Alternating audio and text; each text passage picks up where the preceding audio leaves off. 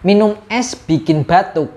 Coba share video ini deh ke orang tua kalian ya. Nah, selamat datang dalam Bajuri, bahas jurnal sehari-hari. Siapa nih di sini yang kalau minum es itu dimarahin sama orang tuanya gegara bikin batuk? Emang bener es bikin batuk? Jadi begini, menurut Sandep Sarma dalam bukunya, batuk merupakan refleks primitif yang dimiliki oleh seseorang sebagai upaya dari dalam tubuh ketika ada benda asing di saluran pernafasan. Yang paling umum karena adanya infeksi atau peradangan di saluran nafas kalian. Infeksi atau peradangan umumnya disebabkan oleh bakteri maupun virus. Jadi ketika kalian minum es kemudian batuk, itu bukan karena esnya ya. Bisa jadi karena minuman atau es yang kalian konsumsi itu tidak bersih, baik dari bahan-bahannya maupun dari proses pembuatannya.